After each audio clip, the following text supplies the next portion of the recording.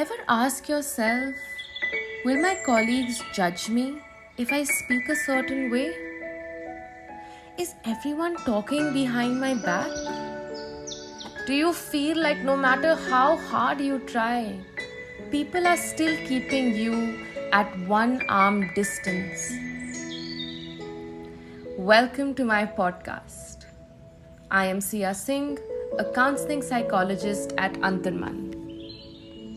In this podcast today, let us understand the importance of an inclusive environment at work and how we can create a safe space for everyone in the organization. Whether organizations and employees flounder or flourish, it largely depends on the quality of relationships around them. We all might have friends at the workplace, right? But what happens when you feel like you don't have any friends in the organization? What if you feel that you don't belong? How long will you be able to survive in an environment like that? Moreover, would your mental health be impacted by it? How can we change this system? These are the questions that keep popping up in our mind. Companies are often driven by people at positions of leadership, and inclusivity can be brought only when the top brass are aware of it. It is important for leaders to be trained to recognize unconscious biases and replace them with more inclusive behaviors. What is an inclusive workplace? I want you to think about that for a second. Perhaps it is an environment that makes every employee feel valued while acknowledging their differences. An inclusive workplace needs to be mindful of the individual differences of a diverse team of workers. We all have different stories, certain nuances of our own, the way we have been brought up. Team members can belong to different communities, religious beliefs, sexuality, gender identity, and so much more.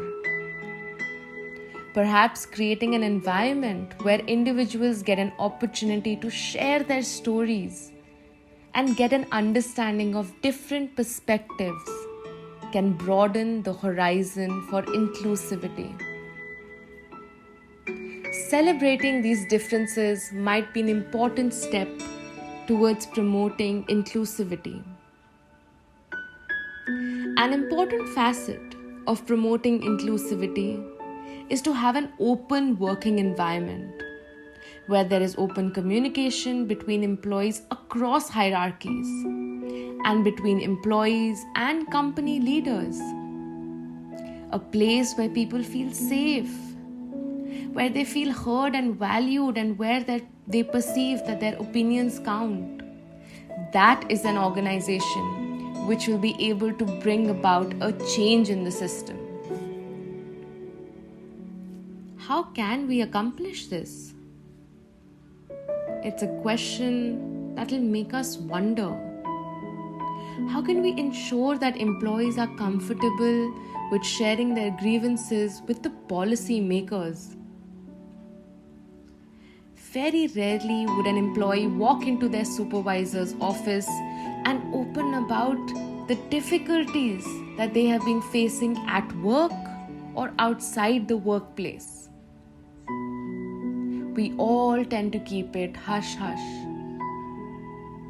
Hence, regular check-ins, either through HRs or through anonymous grievance redressal forms, might help foster a sense of safety at the workplace.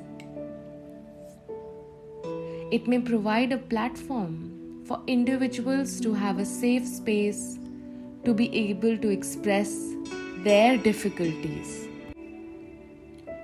When we talk about diversity, We often think of religion, gender, caste, or even sexuality. But can language act as a barrier? Not everyone is fluent in English or the dominant language used at work. They might have a difficulty in expressing themselves or have the fear of being mocked. It might be useful to install multilingual signages and to facilitate the use of multiple languages to help such employees settle into the workplace. Another way to promote inclusivity is improving physical accessibility of the workplace for the sector of the population that is often excluded. The people with disabilities are often perceived as individuals whose disabilities stop them from being an efficient worker. Creating ramps for such employees using wheelchairs, provisions of breaks for neurodiverse individuals, and other such plans which would make the workplace more accessible to workers with varying physical and psychological abilities can create a more healthy and aware environment. Some of these things talked about before may not be in our control. So how can you as an individual create a safe and inclusive workplace? We often forget about how our words impact people. In our daily life, we might use language which might be hurtful to some people. How can we improve that? Updating our vocabulary can act as a first step towards inclusivity. Instead of using offensive terms, educating ourselves about politically correct terms will help individuals feel more respected and comfortable in the workplace. Moreover, trying to understand the perspective of individuals different from us may help us empathize more and help in making everyone feel more accepted and safe at work. In the end, I'd like to remind you that inclusion is not a matter of political correctness. As Andre Tapia once said, diversity is the mix and inclusion is making the mix work. It is the key to growth. Creating an inclusive work environment means creating a place where everyone feels welcome and accepted. They are able to speak up, share insights, and eventually provide more value to their organization.